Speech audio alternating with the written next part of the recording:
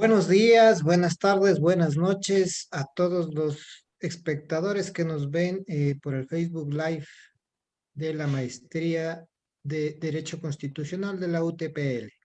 Bienvenidos a este espacio de debate constitucional en donde hacemos opiniones académicas respecto de la coyuntura de la América Latina, el Ecuador y el mundo.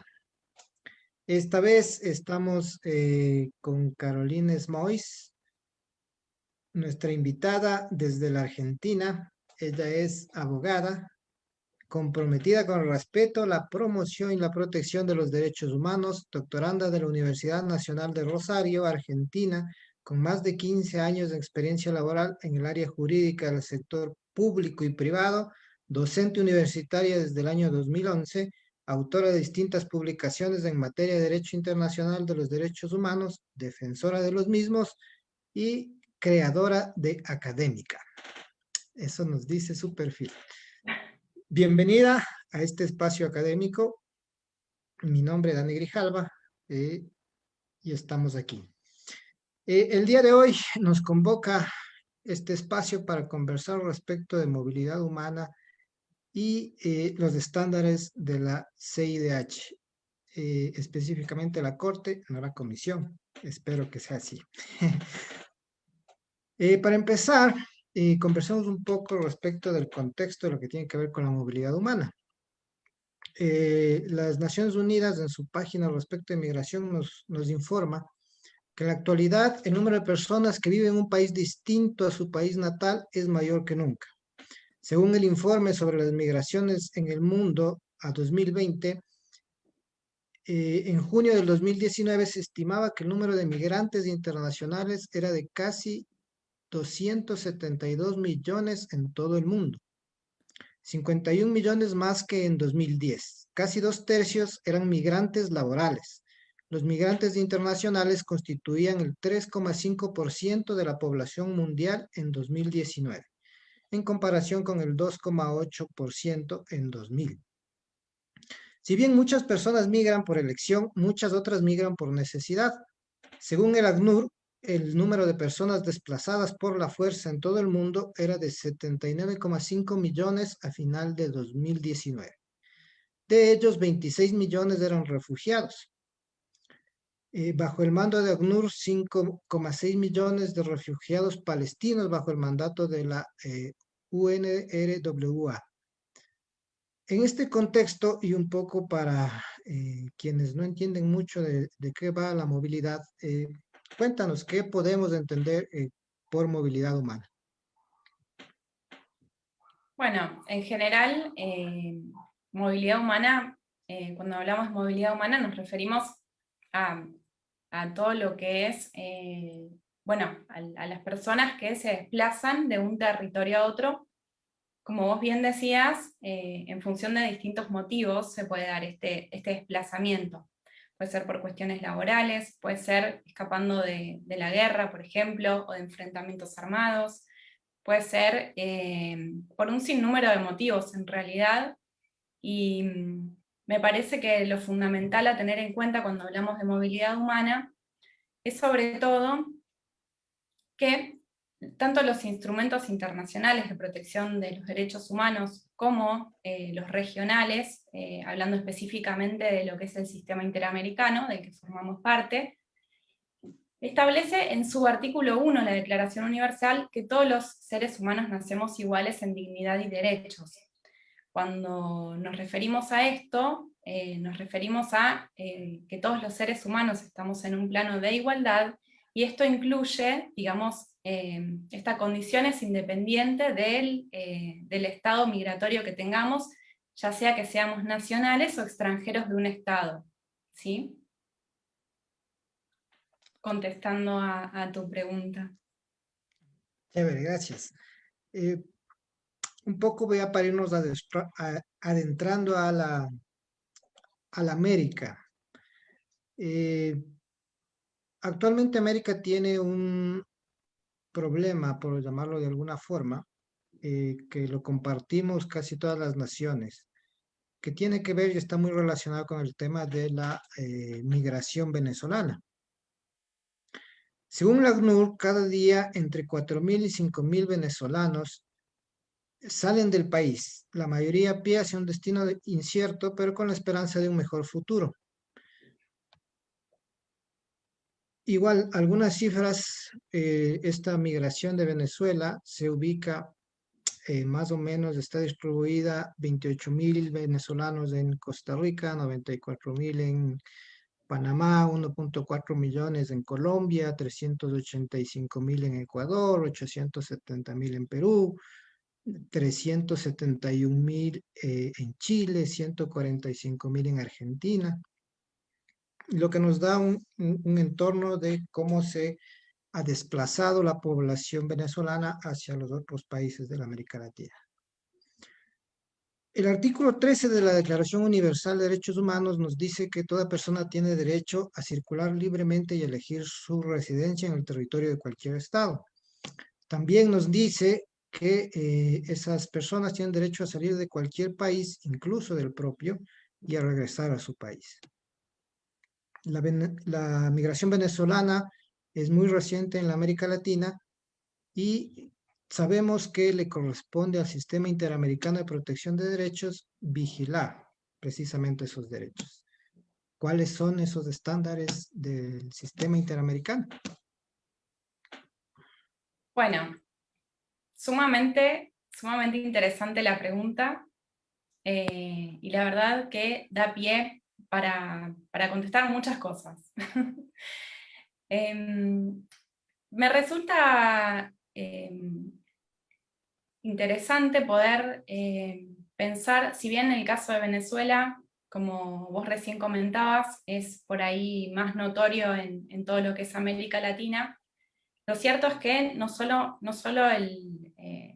los nacionales de Venezuela son los que hoy por hoy están migrando. Sumo a tus estadísticas el dato de que, por ejemplo, la mitad de los migrantes que salen, que entran a México y a Estados Unidos son menores de 18 años. Entonces, la migración y el traslado de territorio de las distintas poblaciones y de los distintos seres humanos toca distintos temas, no solo el de la migración por sí, sino también otros derechos relacionados.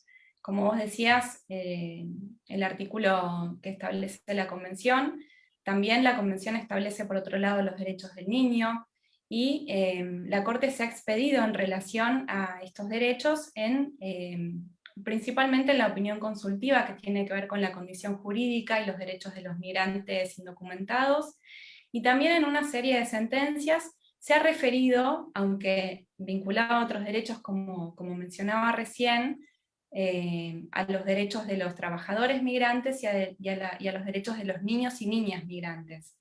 Entonces, lo que podemos ir deduciendo es que en realidad, y más allá de los casos particulares que se dan a lo largo y a lo ancho de América Latina, lo cierto es que la Corte Interamericana y los estados que la conforman, de hecho, en la opinión consultiva han participado 12 estados interesados por la protección de los derechos de los migrantes. Como decía, bueno, justamente, o sea, la Corte Interamericana está interesada en el tema y ha atendido en sus diferentes sentencias y opiniones consultivas a proveer una mejor y mayor protección y garantía de los derechos de las personas migrantes. Particularmente me interesaría comentar, bueno, justamente que por ahí la vinculación más notoria que ha tenido la Corte al expedirse con respecto a los migrantes ha sido particularmente en relación a su derecho a trabajar y en el respeto a los niños y niñas migrantes que a veces sean situaciones en que migran solos, y esa situación de migración los coloca en una situación de especial vulnerabilidad. Esta opinión consultiva de la que nos comentabas, eh, ¿qué derechos ha desarrollado? ¿Solo el derecho al trabajo? ¿Solo la protección? O sea, En Ecuador, los migrantes son parte de los grupos vulnerables según su constitución. Eso les da derechos reforzados y de atención prioritaria.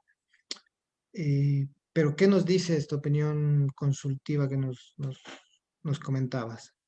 ¿Qué derechos desarrolla? Bueno, principalmente el derecho a la no discriminación, no solo en cuestiones laborales, sino en todos los ámbitos de la vida y en relación a todos los derechos, sobre todo a la integridad personal, a la integridad física, el derecho al trabajo, el derecho a tener, el derecho a tener acceso a condiciones de vida dignas, no solo a trabajar, sino que ese trabajo permita a los migrantes, independientemente de que su situación de migración sea regular o irregular, que ese trabajo tenga como contraprestación una remuneración que le alcance, no solo para desarrollar su vida, sino la de su familia, y que ese desarrollo de la vida no solo implique trabajar, sino una realización personal, desarrollar sus habilidades, sus potencialidades con respecto a lo que elige para su propio proyecto de vida. La Corte Interamericana lo que hace es, a través de la interpretación de las sentencias que hace en los casos contenciosos, o a través de las opiniones consultivas, es ampliar el contenido de los distintos derechos humanos que establece la Convención Americana y otras convenciones interamericanas que tenemos como parte del sistema normativo, del sistema interamericano en cuanto a su normatividad. Entonces, la Corte Interamericana, cuando interpreta estas sentencias o se le pide opinión en estas opiniones consultivas, lo que hace es, a través del principio de progresividad, darle un mayor alcance. Por ejemplo, bueno, como mencionaba recién, no solo el derecho a trabajar, sino que ese trabajo le permita condiciones de vida digna. Con respecto a los niños migrantes, por ejemplo, también lo que establece la Convención es que no solo se tiene que tener en cuenta su especial condición de vulnerabilidad en cuanto a su estado migratorio, sino también se tienen que respetar los derechos que establece la Convención en el artículo 19, que son los derechos que protegen a los niños, que bueno, como sabemos son los menores de 18 años, y por eso cobra relevancia lo que comentaba yo recién, que la mitad de los migrantes hoy por hoy presentan edades que van por debajo de los 18 años, y bueno, algunos incluso migran separados de sus padres. Ok, nuestra constitución igual ecuatoriana, respecto de la movilidad, tiene un principio que creo que es un poco sui generis, o mejor dicho, no muy aplicado en las legislaciones de todo el mundo, que tiene que ver con la libre movilidad humana. Es decir, para pasar por Ecuador no necesitas tener visa ni nada por el estilo. ¿Tú crees que, eh, bueno, y que está obviamente limitada, digamos, de maneras legales más que constitucionales? La Constitución es clara al decir que hay libre movilidad humana. Eh, ¿Tú qué crees sobre la libre movilidad humana? ¿Crees que es posible, es un ideal, esto de que los seres humanos podamos movernos sin pensar en las fronteras? Yo estoy a favor de la movilidad humana, y no solo lo que establece la Constitución, sino también los tratados internacionales. Lo cierto es que creo que todos los instrumentos internacionales de protección de derechos humanos tienden justamente a la libertad de todas las personas y a que cada persona pueda elegir lo que quiere para su vida, elegir su proyecto de vida, como ha dicho en distintas sentencias la Corte Interamericana, y poder desarrollarlos en libertad. Eso no puede incluir la limitación territorial desde ningún punto de vista. Yo estoy a favor de que este derecho sea respetado, no solo a nivel internacional, sino a nivel interno de los estados. creo que es sumamente importante, y a este respecto me parece que es a donde está tendiendo el sistema interamericano de protección, en el sentido de que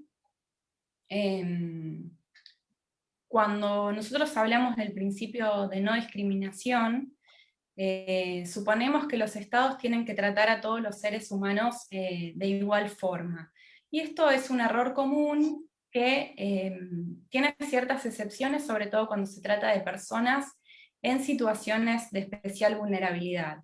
Cuando hay diferentes tipos de grupos de personas que pueden encontrarse en situaciones de vulnerabilidad, como pueden ser, como ya mencionaba recién, los derechos de los niños y sus derechos, como los derechos de los migrantes, las personas en situación de migración. Digo, cuando las personas se encuentran en una situación de especial vulnerabilidad, ya sea por la situación externa o por condiciones personales, el Estado tiene obligaciones de un trato diferente. ¿Diferente en qué sentido? Que los de un trato que sea objetivo, que sea proporcional y que sea respetuoso de los derechos humanos. Entonces, me gustaría pensar que los estados pueden tener diferente trato con respecto a los migrantes, pero que ese trato jamás puede implicar una discriminación o considerarlos con menores derechos que los nacionales de su estado. Un poco aplicando este derecho de no discriminación que nos estás comentando, quiero saber tu opinión en este contexto de esta pandemia que nos ha golpeado a todos.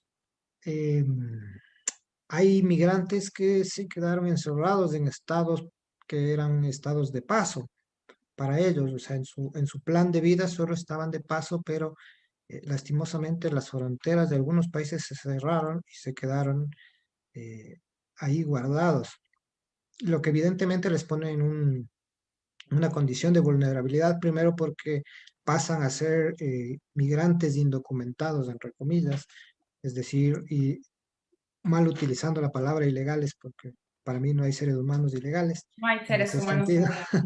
Exactamente. Entonces, eh, desde el punto de vista internacional, el tema de la prevención de esta enfermedad, la vacunación, ¿tú crees que los estados aplicando el bloque de convencionalidad para tomar la decisión de vacunar tienen que tener alguna consideración especial sobre los migrantes? ¿O como se acostumbra, tendrán que ser prioritarios los nacionales? ¿Tú qué crees? En primer lugar, con respecto a los mal llamados inmigrantes ilegales, quiero hacer una acotación con respecto al lenguaje. Creo que es sumamente importante empezar a referirnos a las personas o las situaciones desde un lugar de conciencia. Entonces puede ser que su situación migratoria sea irregular, pero la persona, como recién decías vos, en ninguna situación va a ser ilegal. Las personas por migrar no son ilegales. Pueden tener una irregular condición migratoria. Me parece que el lenguaje delimita realidades, tanto sea para incluir como para excluir, y me parece que es sumamente importante desde el lenguaje empezar a incluir, y que todos estamos y todos somos dignos de tener una protección de nuestros derechos. Y con respecto al tema de la vacunación, creo que las únicas consideraciones que se pueden tener con respecto a la prioridad en la vacunación tienen que ser cuestiones de salud, tienen que ser cuestiones epidemiológicas, que se basen en esos principios, y no con respecto a cuestiones migratorias.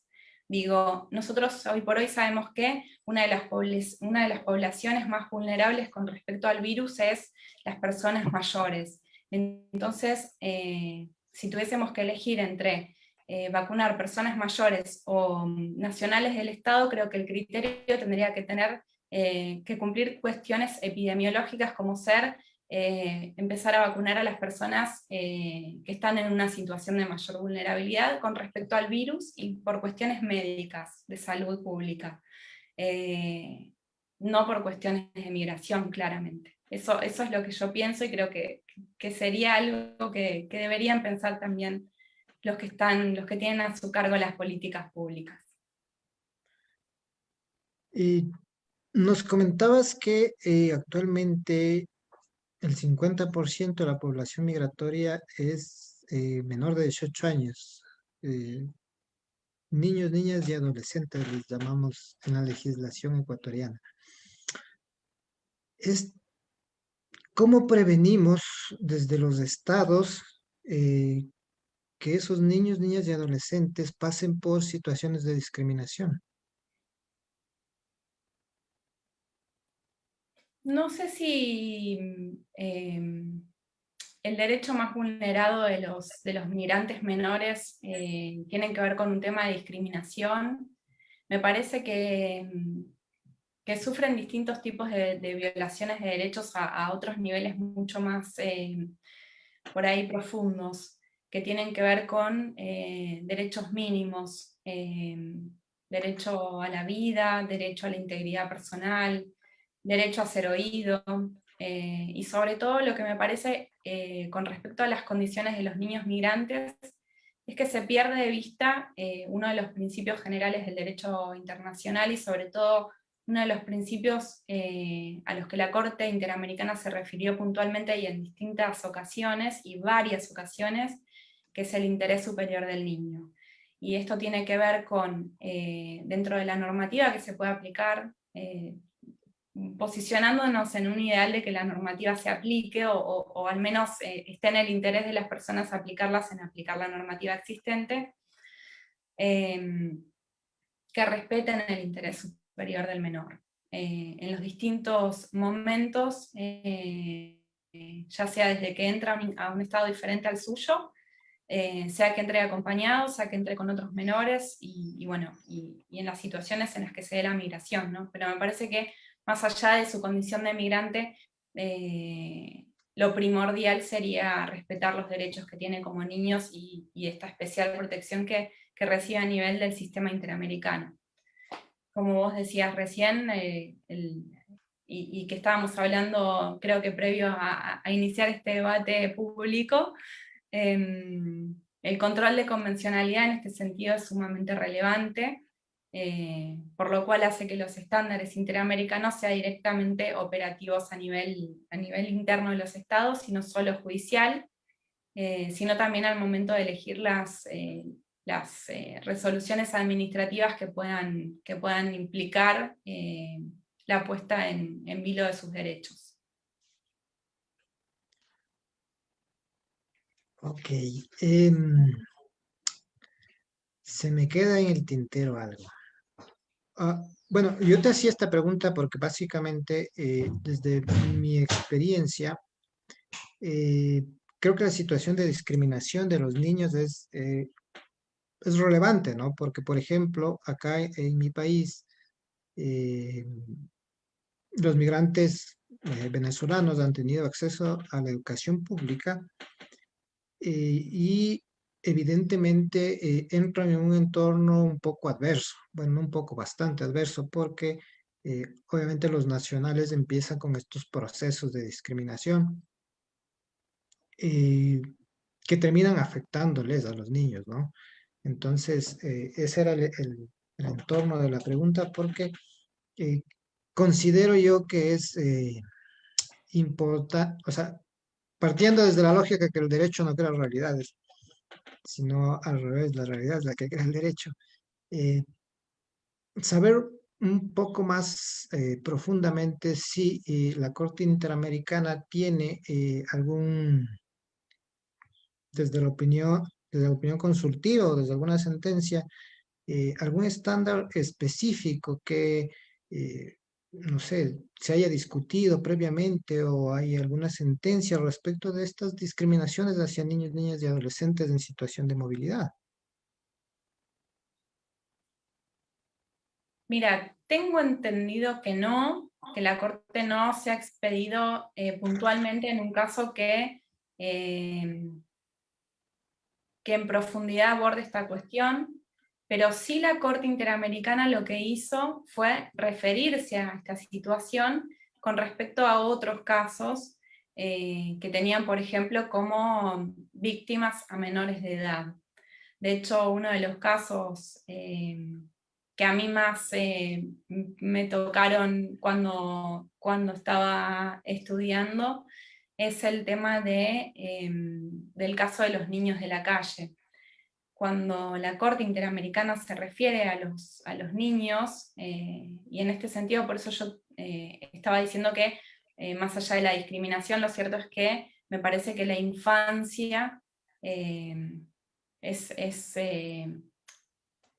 a ver, de todas maneras, cuando nosotros hablamos de derechos humanos, tanto derechos del niño, tanto derechos de migrantes, lo cierto es que no podemos darle prevalencia a un derecho sobre otro derecho, a una población en situación de vulnerabilidad sobre otra, sino creo que lo que entiende tanto el sistema internacional como el regional y lo que debería ser a nivel interno de los estados es equilibrar toda la normativa para la mayor protección y tutela de todos los derechos. Pero bueno, en este caso, como comentaba recién, en el caso de los niños de la calle, lo que hace la Corte es establecer un estándar que me parece fundamental y que aplica transversalmente a todas las situaciones de la vida humana. Y justamente se da en el marco de los casos de los niños de la calle, que los niños en la calle, que tienen su vida como centro de vida en la calle, están en una situación de particular vulnerabilidad. Y lo que hace es fijar el estándar de vida digna. Cuando la Corte fija este estándar de vida digna, amplía el contenido del derecho a la vida y se refiere a que la vida no puede digamos que el derecho a la vida no solo incluye la privación ilegítima de la vida física, sino que la vida tiene que contener condiciones de dignidad. Cuando se refiere a condiciones de dignidad es que cada persona pueda tener un proyecto de vida y pueda desarrollarlo en libertad. Entonces, si nosotros tomamos en consideración este derecho y este contenido ampliado de los derechos, es que podemos aplicarlo tanto a la condición migratoria como de discriminación, no solo a partir de la condición migratoria, sino de cualquier condición que haga, digamos, ¿cómo lo digo? Que signifique una discriminación para la persona, ya sea la condición migratoria, de edad o cualquier otra. Entonces, me parece que, bueno, obviamente que los estándares son para respetar y sobre todo el principio de no discriminación. Sé y me consta que los migrantes en el estado que no es propio suyo sufren actos de discriminación y bueno, por eso yo decía que es importante conocer los estándares tanto a nivel internacional, pero no solo por eso, sino para ser aplicados tanto en el derecho interno como en la vida diaria de las personas y en los distintos ámbitos, como por ejemplo la escuela, como mencionábamos. Así es. Bueno, eh, muchísimas gracias, Carolina, por este espacio. Te agradezco. Esta discusión ha sido enriquecedora. Conocer precisamente que hay estándares de la Corte Interamericana que se han desarrollado respecto de las personas en situación de movilidad. Para nosotros los ecuatorianos esto significa no solo que nuestra Constitución, que protege sus derechos, está bien encaminada, sino que hay un bloque de convencionalidad que debemos respetar, sobre todo cuando existen opiniones consultivas. Es, Recientemente nuestra Corte admitió en una de sus sentencias que las opiniones consultivas son parte del bloque de constitucionalidad y así tomó partido por el matrimonio igualitario en base a una opinión consultiva de precisamente la Corte Interamericana. Esa es la relevancia constitucional que tienen las opiniones consultivas. Te agradezco muchísimo, Carolina, por tu tiempo, por compartirnos tu experiencia y este ha sido una presentación más de debate constitucional.